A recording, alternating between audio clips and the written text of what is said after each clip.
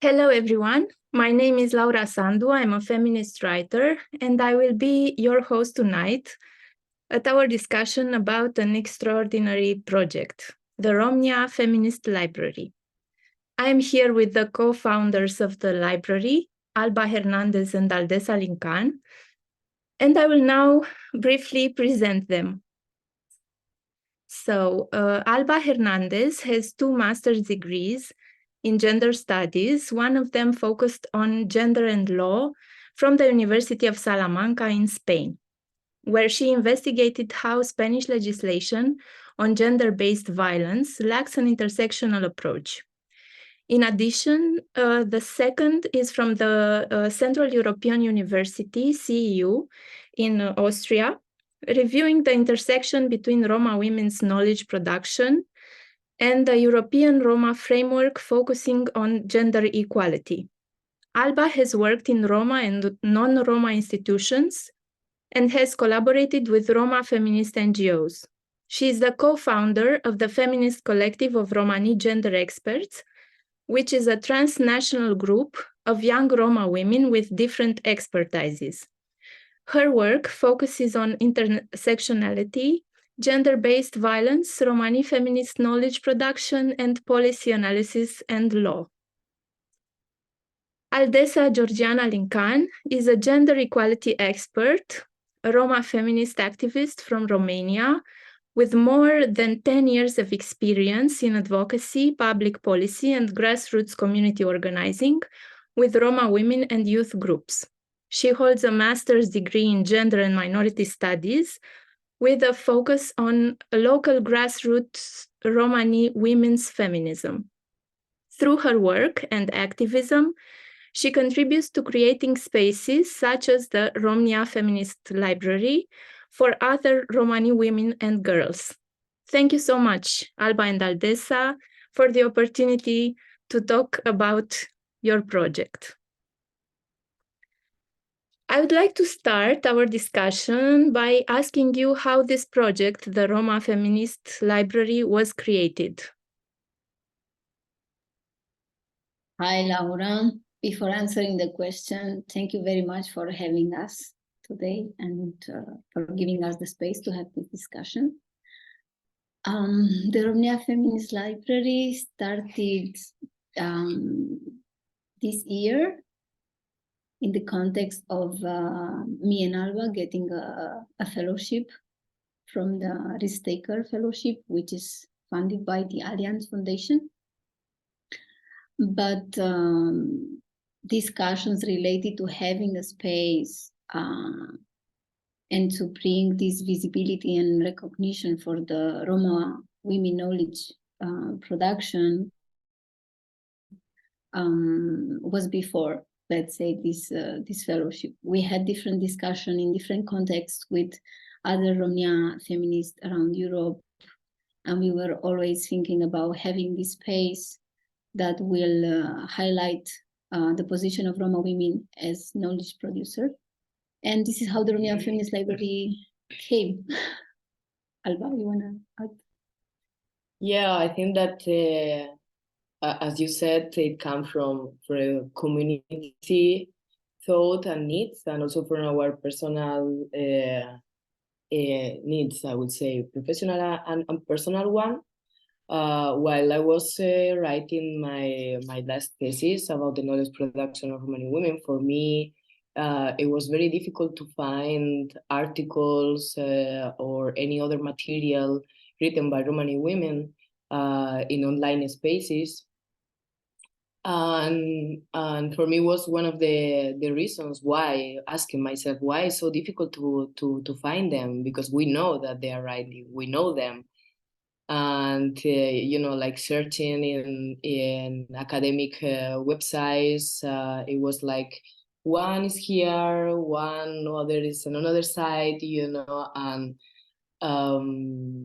it was important to create a space in which the people, researchers, activists, academics, stakeholders, they can go to a place and they can find critical knowledge written by Romani women, also to dismantle this narrative that is imposed on us, which is written by non-Roma, and is embedded of stereotypes and marginalization narratives.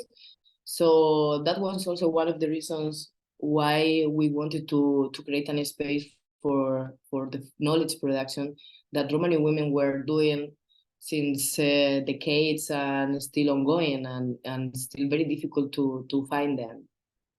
At the same time, for us, it was very important to create a space, to create a community, because as Aldessa said, it's not our own idea, and it's important for us to bring spaces, to create spaces in which Roma women can feel that they belong to them, that they can feel that that is their space. They can reach us, they can contribute to it, because the knowledge comes from the community itself. So I wanted to highlight and to create these spaces for them as well.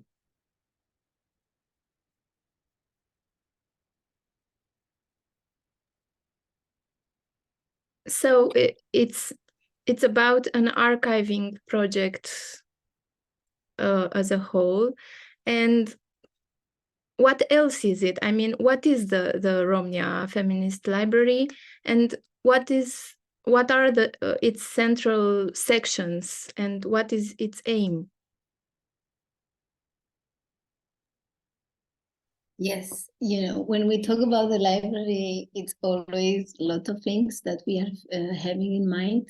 And sometimes it's also quite difficult to resume in very shortly what is the Romnja Feminist Library about, because it's coming with a lot of history and with a lot of ideas that we are having during this time that we are working on it. So maybe shortly said, the Romnja Feminist Library, it's a place for the past, present, and future of Roma feminism. And by this, we mean that in the one hand, we want to collect materials produced by Roma women who are already published in different other spaces.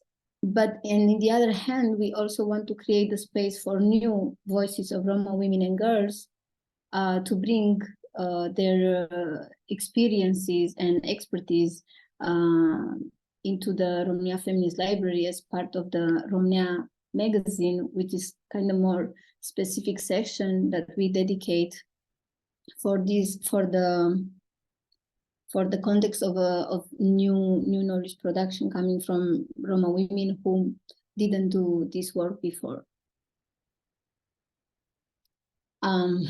Then we are also focusing through the library in visibilizing Roma women NGOs by mapping NGOs in the whole Europe for now. And in the other side, we are also challenging, like Alba was saying, challenging the existing stereotypical images about Roma women by having a section dedicated to reports and scientific studies on Roma women, because we are aware of the white male-dominated perspective on Roma women, and we want to challenge that also through the scientific perspective that it comes with the studies and reports. But behind this, maybe let's say very administrative things, the Romnja Feminist Library, it's a new space for Roma women and girls who can contribute and feel that this space belongs to them also. That is not something that we own, but it's just something that we are managing for now.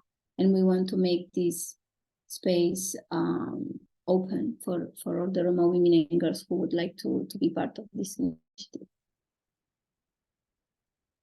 Yeah, so just to add that when we talk about knowledge production of Roma women, we talk about materials that they already produced that will be classified according to the topic. We are not just thinking on those materials that correlate to Roma women issues. because Roma women produce knowledge about every type of topic, issue, or anything else that they feel like. So we are not just focused on human rights, social issues. We are also focused on opinions that they are having with the current situation that we are living in. We are talking about art, poems. We are talking about a huge variety of topics that we can write about, because it's also this image of Roma women knowledge serves just for their own purpose, and they are not. It's not considered by others, to be used, from in different spaces. So it's something that also we want to highlight. And when we talk about material that already published, the main focus of the library is to give free access to the whole materials, because most of the time we don't have the access to it. And most those who live in the community, they don't have. They live in segregated spaces. This is our main focus, let's say, because from our own experiences and talking to different Roma girls and Romani women, it was very important for us to reach those materials in order to feel like a mirror where we can see ourselves, because we have access to literature, we have access to scientific materials in which we are not represented. So for us, it's very important that those girls that they are still growing in a very difficult context in which they find themselves in between the racism, patriarchy, classism, they can find other voices that were before them, and they can see, reflecting how the society, and to understand themselves at the same time. And the magazine, for now, if I might explain a bit the magazine and what is evolving. So we have now 11 Roma women and Roma young girls working together in a sense of community. And they are producing 6 new materials from different countries and different languages. So the magazine is a transnational multilinguistic project in which we are bringing and giving the space for them, because it will be a space for them to write. Women, we knew them, we contacted them directly, but we are also open for girls to come to reach us and to say, look, I wrote that. I wanted to have it in your library. And it's a way also creating our own community of producers.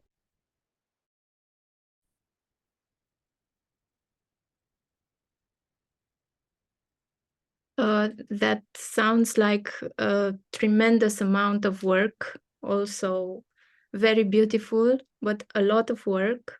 And I just wanted to ask you, what do you think the main challenges in implementing this project will be?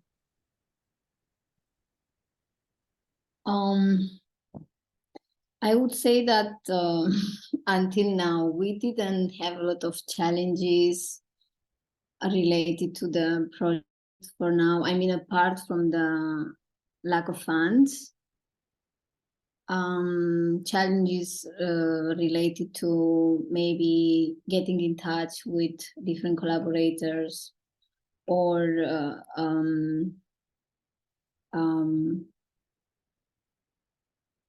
or I don't know, addressing the topic in a way that it would make it inclusive for everyone to feel that it's a space for them. These were some challenges that we were thinking in the beginning of the initiative, how to do it in order to make sure that everyone feels like the space is for all of them.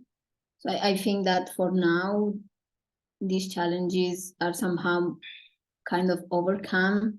During these 8 months, we got in touch with a lot of Roma women from different countries from Europe to tell them about the initiative and that we would really like to have their contributions as part of the library.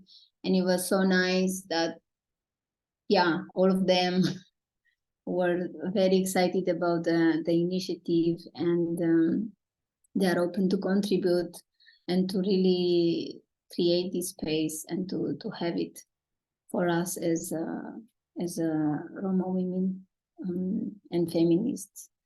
But maybe to make this mention, I'd like to make it even more clear that we are open also to those Roma women who do not maybe call themselves feminists, but they work on Roma women issues, because we both know that in different contexts, it's not easy to call yourself a feminist. But when we say the Romnja Feminist Library, we also mean those women who work on women issues, but do not call themselves as such as feminists. So just to make this sure that it's an open space for all these Roma women. Yeah. Yeah, I don't know if I can add something else. I think that yeah, the project had and is having a very welcoming from Roma women. They are very excited to get to know more the project, and it's, as we said, it's something that we were discussing many times in our networks. Maybe if I can correlate a bit to what I said before. While looking for materials, it's been a bit complicated to find them. Though we are writing the authors in the first time, to present a project, and out of respect, because it's their material, it's their knowledge, it's their efforts. And though they are open and they are free access, we are clearly working with an ethical perspective, saying to tell them, do we have these materials? Which one do you want to have in our library? But before that, to find them, it's been complicated, because what I said before, it seems like they are hidden. You have to look for several academic websites. Also, when it comes the copyrights of the materials, like the author writes, and then the rights does not belong anymore to the author. So all these processes, which are relatively new for us, which we are learning on them. It makes the process is a bit slower, and sometimes it's like just hours, trying to find them. But yeah, I just wanted to add also the fact that we are just two persons, and building somehow all of these. And more specifically talking about the platform, building it from scratch without any skills related to web designing. That's also like a challenge, because it takes a lot of time for both of us. But then recently we've been to a meeting in Alicante, in the University of Alicante, where we talked about the library, and it was really nice to see young Roma girls coming to us and telling, look, if you need help, we can help you, we can do some voluntary. And that's a very nice feeling to see that the Romnja Feminist Library, it is a project and the space so much needed from all of us. This is somewhat related to the next question I wanted to ask you, and that was if Roma scholars, artists, I don't know, poets, writers want to reach you, how can they contact you? And if they can, I don't know, come up with different ideas, not only with texts, maybe, if they can get involved in the project in many, in more ways than one. Yeah, definitely. I mean, Alba mentioned it in the beginning. The library wants to be a space for everyone, and it's not just related to creating writing context, but we are also focusing on visual context. What we also made as part of the library, it's a visual archive where we want to collect also materials which are visual, maybe some, I don't know, debates, or maybe some pieces of work made by different Roma women, and to have them there. And yeah, we always say that everyone can reach us. Of course, once we launch the library, because for now we are still not ready to launch it, but we hope that by before the end of this year, we will publish it. And then we have a contact section, and everyone can reach us to our email address and tell us, or I want to contribute with this piece of article, with this poem, or I have an idea and I thought about this project. What do you think about having it as part of the Romnja Feminist Library? We want to be as much open as possible and to give this space for everyone who most of the times don't really find themselves in places where they feel that they can come up with new ideas, new projects, and yeah. Yeah, it's something that the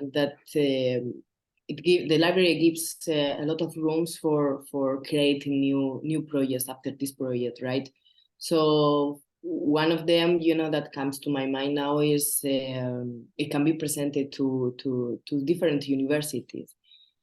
Because for instance, we have collected materials that they started in the 2000 and until the current year. So it can be used as a chronological statement in which 20-something years ago, Roma women were writing about a specific topic. And nowadays, they are still writing the same topics in which no changes has happened, right? So it can be used scientifically, to say what is going on with Roma, what is going on with the well-known Roma frameworks, with the human rights that we all know, and we are, talking openly about that. It does not apply to Roma. So it can, be used in different ways. And when you ask about researchers, academics, and so on, they can, use the materials for their classes, for inviting, Roma women to talk, to create discussions in different institutions, in the state offices. I mean, it's something that it can have like a lot of outsides, like results and purpose that if we can imagine, there's a mere every time, that we are talking about the library, we come up with different ideas, when we go to different conferences of Roma women and non-Roma women and human rights and civil society, we can connect directly to the library. That's the beautiful of this space, right? That we can create more and more projects through it, and this could be like the basis of. Yes. It's a space of knowledge production that can really grow. And I think, based on what you said, that also non-Roma scholars and activists and artists and writers can actively support the project, maybe also more than in one way. And I don't know which would be these other ways other than you've already mentioned. Mm. Yeah, the thing is that we were saying all the time that that of course the library is focused on Roma women and Roma girls, and it's production of Roma women and girls. But in parallel, we want to non-Roma to use the materials that we will gather all together. Because it can sound, like difficult to believe, but after all my years in academia, studying my bachelor, master, post degrees, I haven't gotten any material written by Romani women, and the lack of representation in academia of Roma women voices is something that is perpetuating the racism and the stereotypical image that Roma women have. And to give to the students, for instance, critical materials written by Roma women, it will change their perception of what does it mean being Roma. Because most of the time humans, we are based our perception towards some group, based on our own experiences, but we don't know even what is the history behind of that group, right? So that's very common that happened with Roma. We non-Roma, they just know what they see, what they see in the news, maybe some experience that we have with one Roma, and that's the issue that they are homogenizing Roma as one entity, when we are a transnational ethnic group, and to provide those knowledge to those who might work in the future with Roma is essential for changing the situation and the context of Roma, because as you know, Roma, we don't have the power at the same level that non-Roma, more when we work in institutions. So that's, when we talk about academia, but we can talk about social services, we can talk about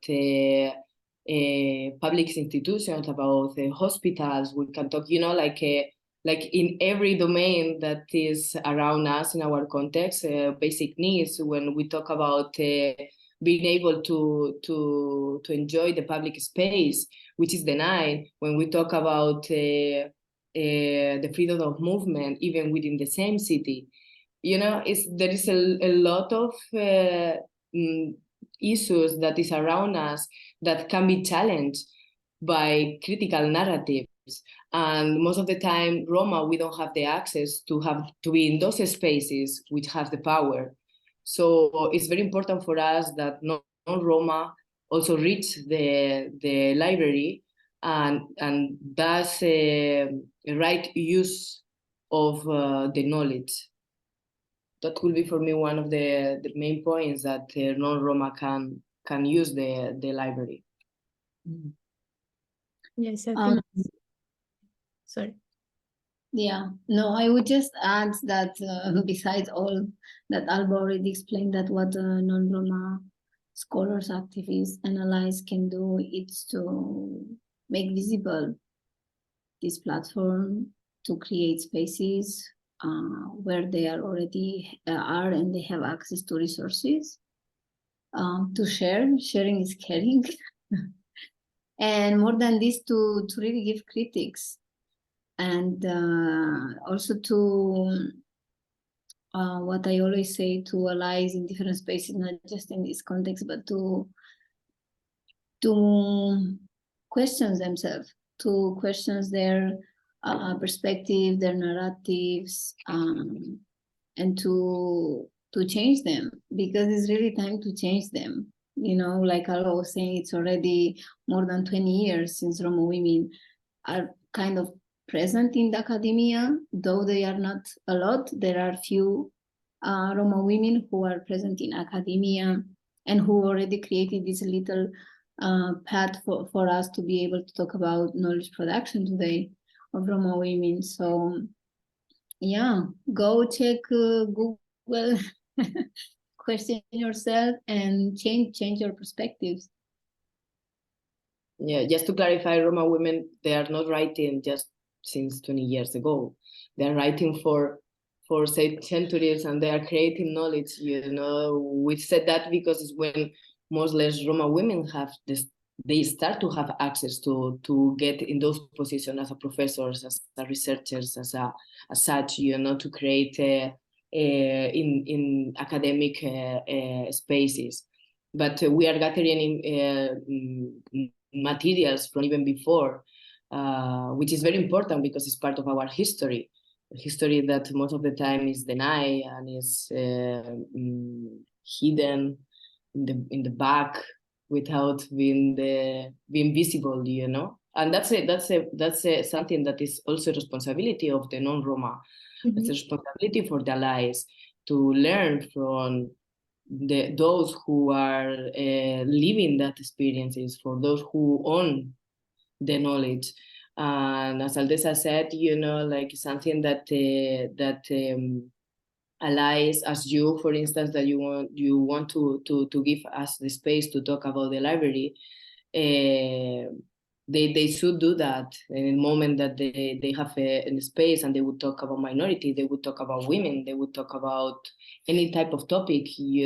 They should reach also the subaltern voices that it's very difficult to access to mainstream spaces. Yes, I think that's a crucial point. And also this idea of expanding the meaning of knowledge production, because as you said, knowledge doesn't only mean academic knowledge, where Roma women and women in general have less access. I mean, as theory is concerned, at least. Theory and, I don't know, literature and art and so on. But Roma women especially have less access. And I think it's really important from this point of view to understand knowledge as a wider space, and to meet there in this space. I think you made a very strong point. And I wanted to also to ask you, what are the next steps in the project in the near future, maybe? The next step would be the very near future to publish the library. That's the first thing. And to continue to do this work of collecting, of creating spaces for collaborations between Roma women from different countries. It's something that we really want to do, and we are very, very engaged. But we cannot do this too much without funds. So another step that we want to do in the very close future, beginning of the next year, would be to try to register the library, because unfortunately, having this status of an informal initiative, informal group, it's really, really difficult to get access to funds. So then that would be the next step, to register. And like we were saying in the beginning, we have a lot of projects in mind that we would like to put them into practice, and to find more Roma women to work together with us. Yeah, well, when we will launch the library, we will do it with a discussion. Most probably we will do it online, because it will be easier, because we have women from different countries coming together, and we will invite editors, writers, Roma women that have collaborated with us, contributing with their knowledge, and we will create a discussion about why it's important, what does it mean knowledge production for Roma women. And I think that it will be very interesting topic. So for those who are watching this interview, I really invite you to look for the library. It will be more or less middle of December 2023. We hope so. And we'll make a public. So we will also reach you, Laura, to share with you the event. And yeah, this is our main, like, more close in the in time of our steps, future steps with the library. But we will inform more, about it in our social media, in our Instagram account. That maybe we can leave it. Yes. Down. Yeah, great. And I think this is also something that non-Roma can do to actively support the project, to widely share the events and the site and the social media as much as they can in all the environments they are involved in. I'm looking forward to the discussion you are organizing. I will be watching it. And before we conclude, I wanted to ask you maybe if you could recommend some titles of books or articles written by Roma scholars, artists, and maybe read a fragment from such a book or writing, if you'd like. Yeah, sure. We have quite a long list of different authors and scholars who are also contributing to the library. But of course, I will talk about Katarina Taikon, which is a Swedish Roma activist from Sweden, who wrote a collection of stories for children. It's called Katizi.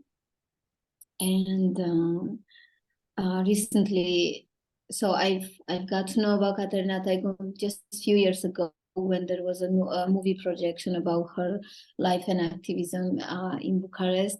And since then, I constantly search for her work, for her activism. And I consider Katarina Taikon as one of my icons as a Roma activist who somehow put it together a lot of struggles. And then recently I went to this meeting that I mentioned before at the University of Alicante, where I met Sandra Carmona, who is a Spanish, Roma Spanish writer also, and who has a house, and who wrote Alma, which is also a story for kids. And I was just somehow making this comparison in Katizi's writings back in the 69s, 70s, and the book of Sandra, which was recently written. And somehow I was a little bit sad, I would say, to still find the same story related to a Roma girl facing racism during her childhood. So I will read a little fragment that somehow emphasizes maybe the level of I don't know if to say the level of ignorance of societies or the level of racism. I think it's a combination of both somehow. Yeah. So I will read a little fragment, which is a part of a discussion that Katizi had with her father. Quoting: "Father, why don't we have a real house? Why do we live in a tent and a camper? Are we poor? No, we are not poor, but you see, or maybe you are too young to see, we are not allowed to live in a house. People don't want us to live in houses. But father, why they don't? Are you mean? Katizi, listen and try to understand what I'm telling you. We are Roma, but people call us gypsies.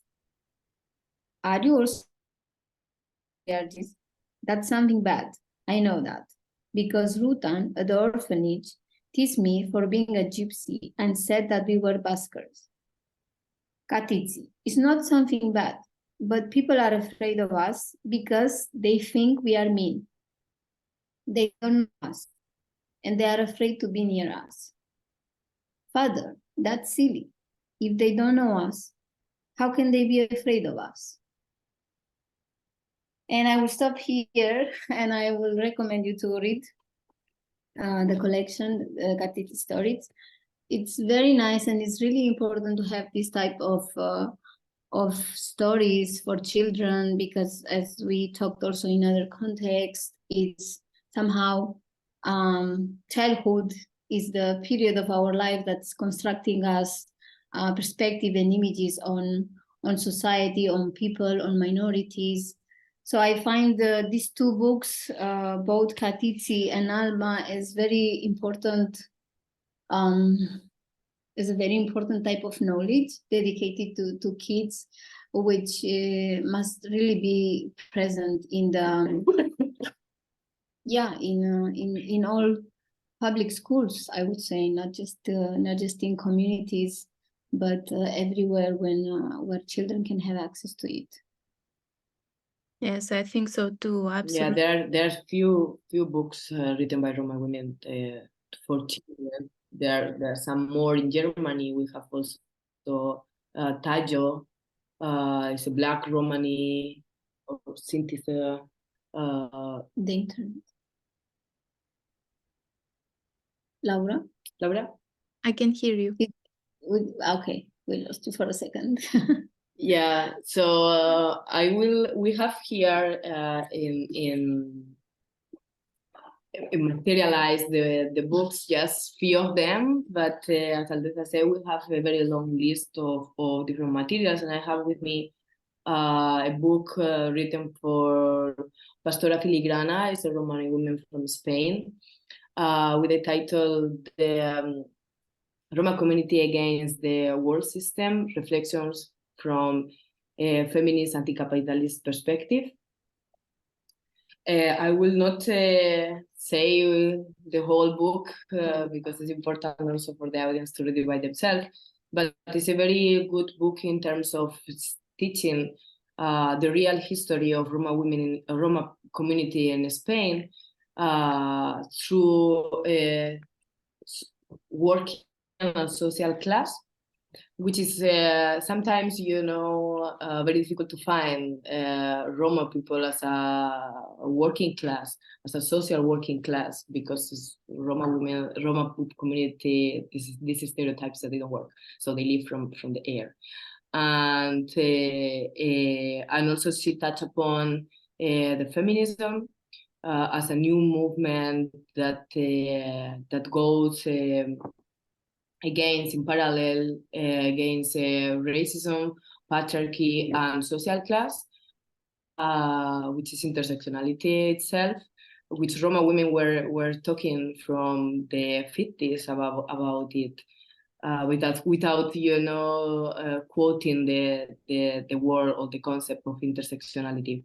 So I don't want to explain more the book, but I really suggest it's in Spanish. I don't know if they have the version in English, but for those who can read in Spanish, I will really recommend the book, and we will have it in our library as well. So also I wanted to clarify a bit that as we said, we will have free access to the whole materials, but there are many materials out there that there are no free access, but we will give like sort of review about the book or the article and the link where they can find the material itself.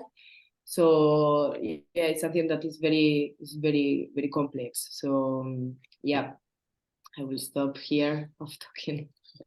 And we can talk until tomorrow about the library and so on, but you also need to cut us, Laura. I just wanted to say that we will post in the description the titles of the books, and for people to find them at least until you launch the project. Yeah. And yes, thank you very much for attending this discussion.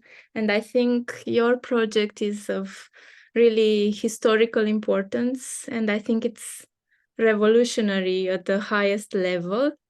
And I'm really looking for everything that will be posted on your website.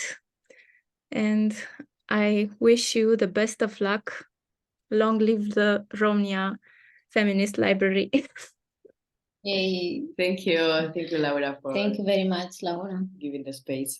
It's nice to talk to you about the library. Thank you so much. Thank you. Bye. Bye.